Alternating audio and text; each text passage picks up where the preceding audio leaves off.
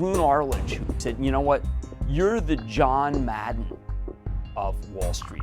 You'll quit your job, you'll get out of this hedge fund business, and you will be America's John Madden to democratize and understand and explain what's happening on Wall Street to the regular guy.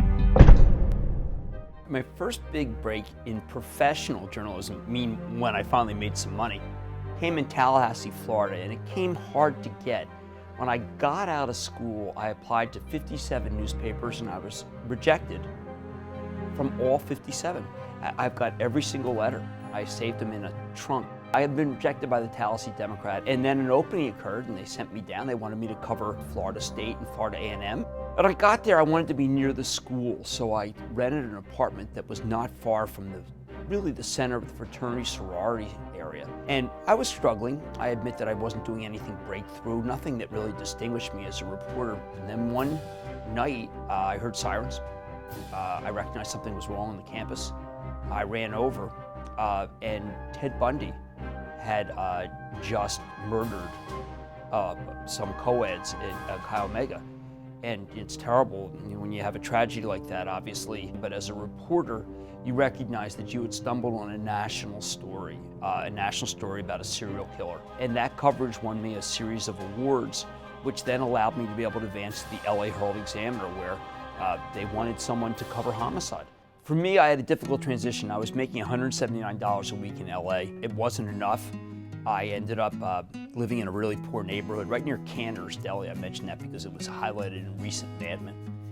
And I was broken into when I was covering a sniper down in San Diego. And I realized when I came back that everything was gone. I tried to hang out in my car for 6 months. Finally got a big break, which was to be able to go back to the American Lawyer magazine, help start that. After a while, I realized, geez, you know what, I should become a lawyer. Went to Harvard Law School. My old professor, Alan Dershowitz, gave an interview recently who said that I didn't attend class. I was too busy trading stocks, and he was dead wrong. I was trading stocks in class and doing all my work in class. I never missed a class. I just never paid any attention. So I managed to become debt-free college and law school because I was trading. And I recognized, you know what, this is what I got to do. This stuff, being a lawyer, is ridiculous. I'll never make a dime. So I went to Goldman Sachs. And I remember in my first interview with Goldman, they always ask everybody, I didn't know this, what stock you are. And most people pun on it, but I said, listen, I'm Exxon, I'm big, I'm undervalued, and I'm disciplined. And I got the job from that. I still miss journalism, though. And what happened was that there was an opportunity to write for New York Magazine. One of my friends from college had become the editor of it, Kurt Anderson. And he said, why don't you write a column about money? Not long after, Alan Wurtzel, who works with us at NBC, read my column. He called me up, he said, you ought to be on TV. I said, well, I can't. I'm like, balding, overweight, hedge fund manager. It's the last thing you want to see. He said, no, we want you on Good Morning America. We want you on 3 days a week. I said, well, that's just inconceivable. And Alan said, no, you've got the right voice. You're talking about money. We don't want a movie star for money. We want you. But Roone Arledge called me up and said, listen, I've been watching you. Why don't you come have lunch? He could never remember my name. And anytime I saw him after that, he said, I don't know your name. I'm trying to remember you, but you're John Madden. You're the John Madden of Wall Street.